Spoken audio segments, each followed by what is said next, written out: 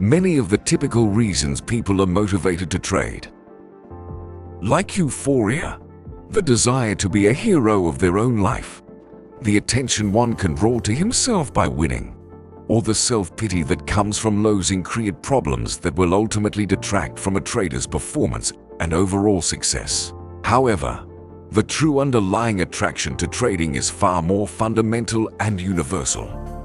Trading is an activity that offers the individual unlimited freedom of creative expression, a freedom of expression that has been denied most of us for most of our lives. I explained that in the trading environment, we make almost all of the rules.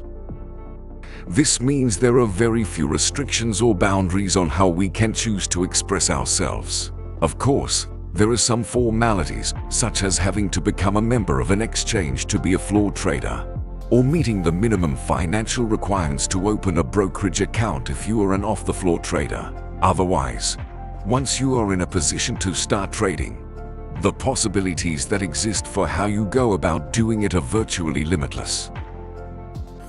In January 1994, I was asked to speak at a trading conference in Chicago, sponsored by Futures magazine. At one of the luncheons, I happened to be sitting next to an editor for one of the major publishers of books about trading.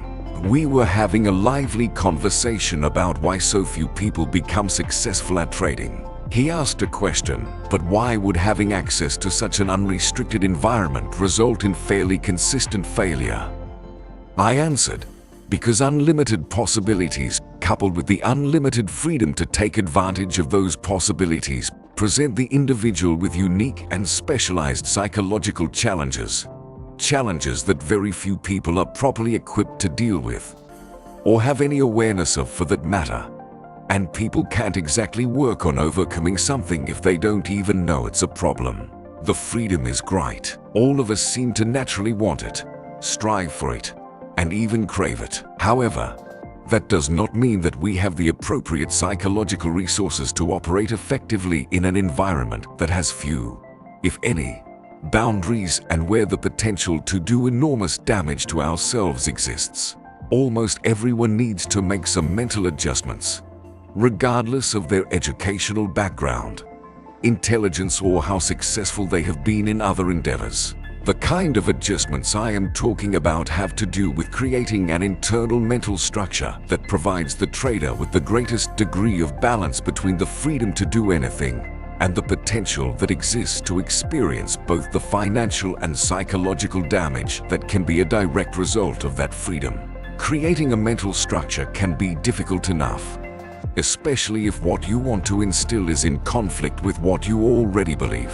However, for those of us who want to be traders, the difficulty of creating the appropriate structure is invariably compounded by a backlog of mental resistance that starts developing at the very earliest stages of our lives. All of us are born into some sort of social environment. A social environment, a society, whether it is a family, city, state, or country, implies the existence of structure. Social structures consist of rules, restrictions, boundaries, and a set of beliefs that become a code of behavior that limits the ways in which individuals within that social structure can or cannot express themselves.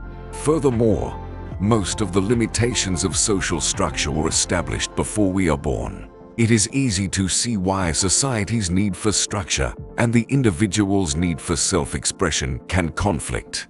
Every person who wants to master the art of trading faces just such a fundamental conflict. I would like you to ask yourself what one characteristic, a form of personal expression, is common to every child born on this planet, regardless of the location, culture, or social situation the child is born into.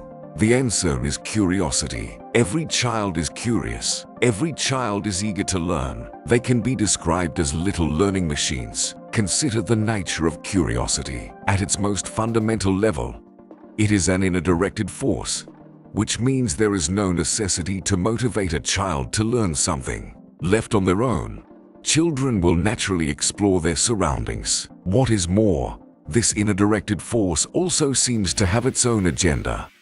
In other words, even though all children are curious, Not all children are naturally curious about the same things. There is something inside each of us that directs our awareness. Even infants seem to know what they want and do not want. When adults encounter this unique display of individuality expressed by an infant, they are usually surprised. How else would infants express their individuality than by what in their environment attracts or repels them? I call this inner directed guidance the force of natural attractions,